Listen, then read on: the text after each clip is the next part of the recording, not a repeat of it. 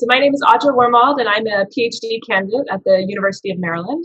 And we just heard a really nice overview of some of this quantitative data that Rory's been looking into from the YieldWise initiative. And so today I'm going to present some lessons learned gathered from some qualitative in-depth interviews. So there we go. Okay, so we've already heard a lot about the problem of post-harvest loss, but there's one really striking quote here that I wanted to share with you all, and that is, enough food is grown to feed the 1.2 billion hungry or undernourished people worldwide, but the problem is 1/3 of all food produced is actually never eaten, and this represents a $1 trillion drain on the global economy. And as this image depicts, food loss and waste happens all along the path from farms all the way to the table, us as consumers. But today we're going to zoom in on what's going on with the farmers. So why should we care about smallholder farmers? Well, they provide up to 80% of the food supply in Asia and sub-Saharan Africa, and roughly 30% of all farmers in poorer countries are smallholder farmers. So let's talk about mangoes. Betty gave us a really nice overview of what the Rockefeller Foundation through YieldWise has been able to accomplish in Kenya and the mango value chain. So I'm just going to keep moving on here. This chart is my visual depiction of the mango value chain. And it wasn't until I started drawing out all of these pieces that I really started to comprehend just how complex the mango value chain is. There are so many different actors, and each of these interact with many other actors in order to move food all the way from production to consumption. Something, though, that's quite interesting is that this chart is actually a little bit misleading. It looks very organized, and it's very similar to a value chain we might expect in some places like the US.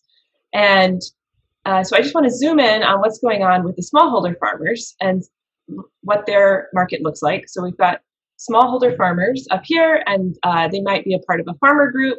And these two pieces then interact with agents, brokers, and traders in order to take their mangoes to various market outlets, like processors or international exporters or various other types of markets. But in reality, in Kenya, this mango value chain is very fragmented and actually quite opaque, which is what I'm trying to represent with these kind of dotted lines and gray bar here.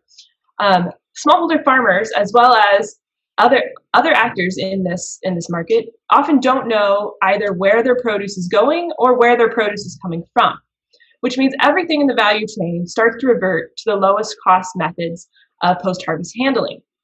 So for example, good crops might fail to get to the right markets, or good crops might get damaged during harvest and transport.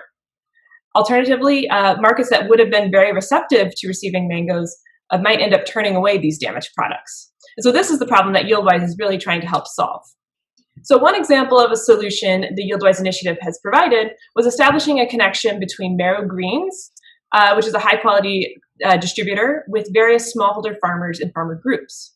So Marrow Greens took ownership of the distribution channels and provided farmers and farmer groups with critical information about where their produce would be going and what kind of quality that they needed their fruit to be.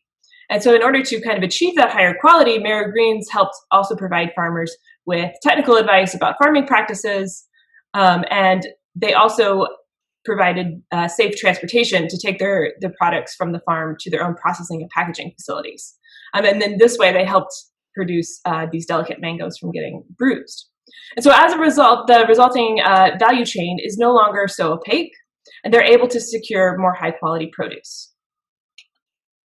So in addition to facilitating these connections between smallholder farmers and various market outlets, YieldWise is also focused on introducing smallholder farmers to what we're calling various technologies that would help them improve the quality of their crops and provided training to these farmers on how to use each of these technologies. So Betty and Rory both mentioned a lot of these. So these pictures here are just some fruit fly traps, crates and cartons, the harvesting tool that helps farmers pluck mangoes from very high up in the tree, very delicately and gently, as well as something like this is a net sprayed in insecticides that helps prevent mango weevils from infecting the trees. So our efforts as a research team involves collecting data through in-depth qualitative interviews of various actors along the mango value chain, with a particular focus on the smallholder farmers.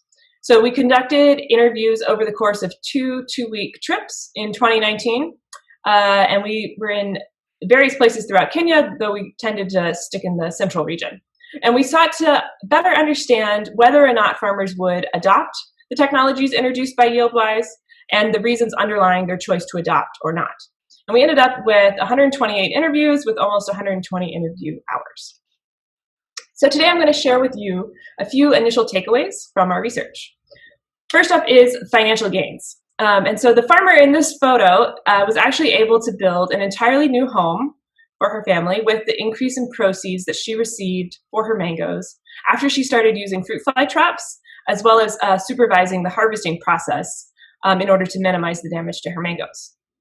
And so one implication about thinking through these financial gains is in order to convince farmers to adopt these various technologies, there is a need in order to communicate and market to them that extends beyond just, oh, look, this technology works. It's important to be able to communicate some of these additional benefits, like farm and house improvements, that can come after technology adoption.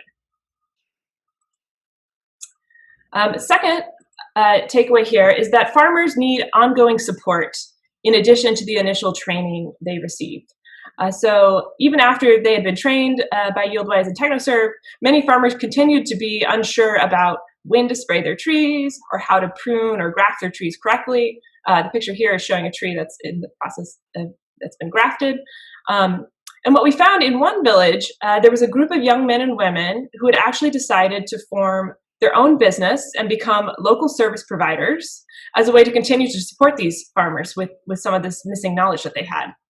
And so for us, this is a really cool example of local knowledge being built and being self-sustaining through their entrepreneurial efforts. This example, however, was actually a little bit of an unintended consequence, but it really begs the question, should an outcome like this be something to consider further when designing future programs and solutions like YieldWise? And finally, some ongoing research that we're still digging into is this idea that motives matter when it comes to long-term solutions. So we spoke with several farmers who were motivated beyond just wanting to make more money, but really to build a better life for their families, for their communities. It was these individuals who really seemed to take a longer-term view on their farming practices and the decisions around technology adoption. So the photo in this slide is of a solar dryer that one farmer built for himself on his farm.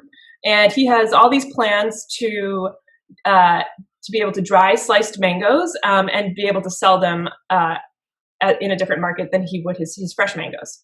And so he was very focused on making as many improvements as he can to his mango farming.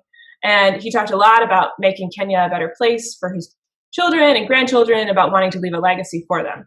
And so this is something we should really consider when targeting intervention resources and trying to maximize the long-term effect of them. Is really understanding how we can utilize this knowledge on motives and be able to develop longer-term interventions that help nudge individuals into making long-lasting behavior modifications. So just to wrap up this presentation, I was able to kind of quickly explore the YieldWise initiative in Kenya and a few of the takeaways that all emphasize the role of technology in reducing post-harvest loss. I hope this presentation has been able to convince you, or at least intrigue you, to think more about these issues. Studying developing country contexts provides us with new insights that can inform both policy and practice and are very worthy of further analysis. Not to mention, it's a very fertile opportunity for research. But there's one last thought that I'd like to leave you with today, and it's this.